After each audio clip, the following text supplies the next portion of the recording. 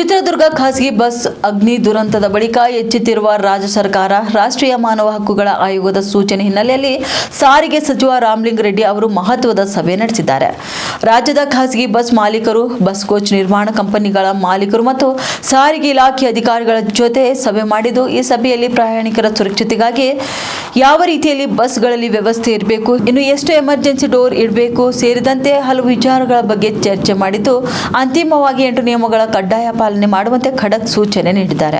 ಪ್ರಯಾಣಿಕರಿಗೆ ಯಾವ ರೀತಿಯಲ್ಲಿ ಮಾಹಿತಿ ನೀಡಬೇಕು, ಇನ್ನು ಫೈರ್ ಎಕ್ಸ್ಟಿಂಗ್ವಿಷರ್ಗಳನ್ನು ಅಳವಡಿಸುವ ಬಗ್ಗೆ, ಎಮರ್ಜೆನ್ಸಿ ಎಕ್ಸಿಟ್ ಡೋರ್ಗಳ ಬಳಿ ಯುವಕರು ಮತ್ತು ಮಧ್ಯವಯಸ್ಕರಿಗೆ ಸೀಟ್ ನೀಡಬೇಕು, ಎಸಿ ಬಸ್ಸುಗಳಲ್ಲಿ ಬೆಂಕಿ ಕಾಣಿಸಿಕೊಂಡ್ರೆ ಹೇಗೆ ನಂದಿಸಬೇಕು, ಅಷ್ಟೆಲ್ಲ ಇನ್ನು ಅದರಿಂದ ಹೊರಗೆ ಬರಲು ಗ್ಲಾಸ್ ಒಡೆಯಲು ಹ್ಯಾಮರ್ಗಳನ್ನು ಇಡಬೇಕು, ಪ್ರಯಾಣಿಕರು ಡೋರ್ ಜಂಪ್ ಮಾಡಲು ಮೆಟ್ಟಲುಗಳ ವ್ಯವಸ್ಥೆ ಕೂಡ ಮಾಡಬೇಕು, ಬೆಂಕಿ ಕಾಣಿಸಿಕೊಂಡ್ರೆ ಪ್ರಯಾಣಿಕರಿಗೆ ಡ್ರೈವರ್ ಅಲಾರಾಮ್ ನೀಡಬೇಕು.